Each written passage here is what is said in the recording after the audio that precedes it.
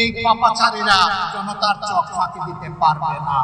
আমাদের সামর্থ্য অনুযায়ী আমরা তাদের পাশে দাঁড়িয়েছি, কিন্তু একতা দাবি করার কোনো দুঃসাহস আমরা দেখাতে পারবো না যে তাদের সকল বেদনা আমরা তাদের কাছ থেকে নিয়ে আসতে পেরেছি, অথবা তাদের সকল প্রয়োজন পূরণের জন্য আমরা হাত বাড়াতে পেরেছি। আমরা তাদেরকে সম্মানিত করি নাই। তারা আমাদেরকে পাশের জায়গা দিয়ে পরিবারের সদস্য হিসেবে আমাদেরকে গ্রহণ করে আমাদের প্রতি তারা দয়া করেছেন, আমাদের প্রতি তারা কৃতজ্ঞ ভাষায় আবদ্ধ করার সুযোগ তৈরি করে দিয়েছেন। আরেকবার এই জন্য আমি তাদেরকে কৃতজ্ঞতা জানাই। সরকার এবং জাতির কাছে আমাদের আহ্বান, সেই 28 থেকে শুরু করে 6 সালের 28 অক্টোবর থেকে শুরু করে 2024 সালের 5 আগস্ট পর্যন্ত ফেসিবাদের থাবায় যারা শহীদ হয়েছেন, বিদায় নিয়েছেন, তাদের সকলের ইতিহাস আমাদের পাঠ্যপুস্তকে তুলে আনতে হবে। এই প্রজন্ম এবং আগামী প্রজন্মকে জানতে দিতে হবে ফেসিবাদীরা এই দেশে কি করেছে, আর ফেসিবাদের বিরুদ্ধে তারা যুদ্ধ করেছে, লড়াই করেছে, তা জানতে দিতে হবে। যারা লড়াই করেছেন তারা ব্যক্তির কোনো ইচ্ছা পূরণের জন্য করেন নাই, জাতির মুক্তির জন্য করেছেন। অতএব জাতির এবং রাষ্ট্রের এখন দায়িত্ব হচ্ছে তাদেরকে সম্মানিত করা, তাদের পরিবারের পাশে দাঁড়ানো, এক একটা মানুষকে, এক একটা সন্তানকে সামনে রেখে এক একটা পরিবার স্বপ্ন দেখে তাদের স্বপ্নকে মাটির সাথে মিশিয়ে দিয়েছে এই ফেসিবাদ। অতএব আমাদের স্পষ্ট দাবি, এই শহীদ পরিবারের মধ্য থেকে যোগ্যতা অনুসারে কমপক্ষে একজন সদস্যকে সরকারি চাকরিতে দিয়ে রাষ্ট্রকে তার কৃতজ্ঞতা প্রকাশ করতে হবে। ফেসিবাদের বিরুদ্ধে দেশ প্রেম নিয়ে যারা লড়াই করেছে তাদেরকে আগামীতে রাষ্ট্র চাকরিতে নিয়োগের ব্যাপারে অগ্রাধিকার দিতে হবে। এরা যদি রাষ্ট্রের জন্য কোনো দায়িত্ব পালনের সুযোগ পায়, ফেসিবাদের গুলির সামনে বুক পেতে দিয়ে যেভাবে লড়াই করেছে, একটি রাষ্ট্রকে সামনের দিকে এগিয়ে নেওয়ার জন্য তারা সেই নিরন্তর লড়াই করবে। এই জন্য অবশ্যই তাদেরকে অগ্রাধিকার দিতে হবে। এখনো যারা আহত হয়ে হাসপাতালের বেড কিংবা নিজের দেহে কাতরাচ্ছে, উপযুক্ত চিকিৎসার অভাবে প্রধানত সরকারকে অবশ্যই তার দায়িত্ব পালন করার জন্য তাদের পাশে দাঁড়াতে হবে। সেই তার পাশাপাশি ফেসিবাদ বিরোধী সকল দলকে আমি আহ্বান জানাবো, আসুন আমরাও তাদের পাশে দাঁড়াই। আমাদের দেশ সংগঠন 24-এর এই গণবিপ্লবের পরে আমরা চেষ্টা করেছি দল ধর্মের ঊর্ধ্বে উঠে যারাই শহীদ হয়েছেন, যাদের খবরই আমাদের কানে এসেছে, তাদের কাছে দ্রুত ছুটে যাওয়ার চেষ্টা করেছি, পাশে দাঁড়ানোর চেষ্টা করেছি। আমাদের সামর্থ্য অনুযায়ী আমরা তাদের পাশে দাঁড়িয়েছি, কিন্তু একতা দাবি করার কোনো দুঃসাহস আমরা দেখাতে পারবো না যে তাদের সকল বেদনা আমরা তাদের কাছ থেকে নিয়ে আসতে পেরেছি, অথবা তাদের সকল প্রয়োজন পূরণের জন্য আমরা হাত বাড়াতে পেরেছি। আমরা তাদেরকে সম্মানিত করি নাই। তারা আমাদেরকে পাশের জায়গা দিয়ে পরিবারের সদস্য হিসেবে আমাদেরকে গ্রহণ করে আমাদের প্রতি তারা দয়া করেছেন, আমাদের প্রতি তারা কৃতজ্ঞ ভাষায় আবদ্ধ করার সুযোগ তৈরি করে দিয়েছেন। আরেকবার এই জন্য আমি তাদেরকে কৃতজ্ঞতা জানাই।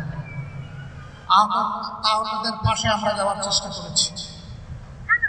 কোনো জায়গায় যখন গিয়েছি, কালকেও আমি বগুড়ায় ছিলাম, প্রায় 50 জনের মতো যুবক আসলো যাদের চোখে কালো চশমা পরা। তাদের সকলেই আমিও জড়িয়ে ধরেছি, তারাও জড়িয়ে ধরেছে, অনেক কান্নাকাটি করেছি। একই কথা, জালিম আমাদের উন্নয়ন কেড়ে নিয়েছে, আমরা অন্ধ হয়ে পড়েছি, এই জগতের আলো এখন আর আমরা দেখি না। এই ভাষার বর্বরের একবারও চিন্তা করবো না যে এরা দেশের মানুষ, এরা তো ন্যায্য দাবিতে আন্দোলন করেছে। তাদের কাছে যদি এই দাবি অন্যায্য হয়ে থাকে, আইন ছিল, আইনের আওতায় তাদেরকে নিয়ে বিচার করতে পারত, কিন্তু বিচার করার সৎসাহস যেহেতু নাই, যেহেতু পুরোটা সময় ধরে তারা বিচারের নামে তাণ্ডব চালিয়েছে, সেই জন্য তারা গায়ের জোরে তাদেরকে হত্যা করে ক্ষমতায় থাকতে চেয়েছে। না, আল্লাহর ফয়সালা ঠিক মতোই হয়।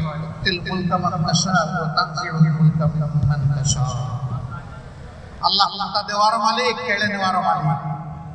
যাকে আল্লাহ পছন্দ করেন, যতদিন আল্লাহ রাখতে চান রাখেন, এরপরে যখন কেড়ে নিতে চান তার কাছ থেকে ক্ষমতা কেড়ে নেন। কোন শাসক যখন দেশের মালিক হয়ে বসে, তার জন্য সে জালিমে পরিণত হয়। জালিমদেরকে আল্লাহ তাআলা অবকাশ দেন, ছেড়ে দেন। শেষ পর্যন্ত আল্লাহর হাতে তারা ধরা পড়েছে। জুলুমের ক্ষীণ বিচার এই দুনিয়ায় হবে, আসল বিচার আখিরাতে হবে। দুনিয়ার বিচারটা আমরা দেখতে চাই। এরা যতগুলো মানুষকে খুন করেছে, সবগুলা ন্যায় বিচার এই আদালত থেকে আমরা পেতে চাই। আদালতের কাছে আমাদের দাবি স্পষ্ট, আমাদের উপর যেমনটা জুলুম করা হয়েছে, ওদের উপর যেন সেই জুলুম করা না হয়। ওদেরকে যেন ন্যায় বিচারের মাধ্যমে তাদের আসল পাওনাটা সমঝিয়ে দেওয়া হয়। তাতে যদি কারো ফাঁসি হয় হবে, কারো আমৃত্যু কারাদণ্ড হবে, কারো যাবজ্জীবন হবে, যার যেটা পাওনা তা হবে। তারাই তো বলতেন বিচার বিভাগ স্বাধীন, আর কেউ আইনের ঊর্ধ্বে নয়। তাইলে আপনিও তো আইনের ঊর্ধ্বে নয়। কি অপকর্মটা করেছেন আজকে আপনাকে প্রত্যক্ষ করতে হবে এবং তার সাহায্য গ্রহণ করতে হবে।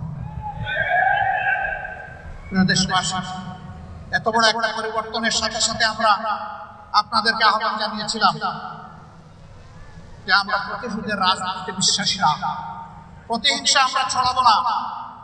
ওরা ছিল দায়িত্বহীন বর্বর, এই জাতি দায়িত্বশীলতার পরিচয় দিবে। আমরা আহ্বান জানিয়ে বলেছিলাম শান্ত থাকুন, ধৈর্য ধরুন, প্রিয় দেশকে এবং জাতিকে রক্ষা করুন।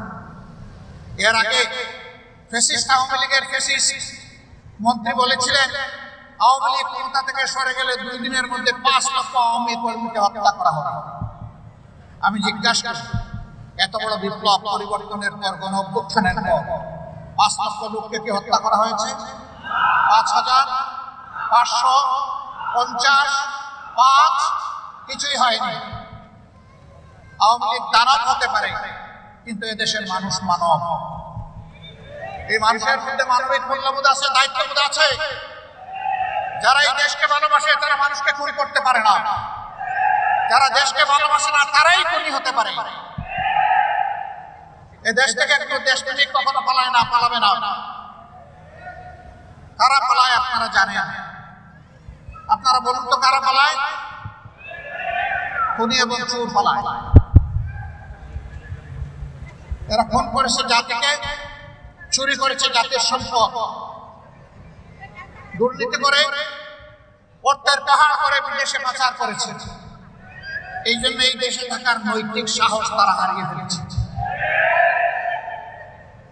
পালিয়ে জানে বাঁচতে পারবেন না। কোথায় যাবেন? এ পৃথিবীর যেখানেই যাবেন সেখানেই প্রতিবাদী বাংলাদেশিরা আছে। তারাই ধরে আপনাদেরকে দেশে ফিরে, আপনাকে নেমে আসতেই হবে। এর আগে যারা জাতির উপরে তলোয়ার গড়িয়েছিলেন তাদেরকে সাধারণ কর্মচারী কলার ধরে বিমান থেকে নামিয়ে নিয়ে এসেছে। সুতরাং দুনিয়ার যেখানেই যাবেন এই পাপাচারীরা জনতার চোখ ফাঁকি দিতে পারবে না।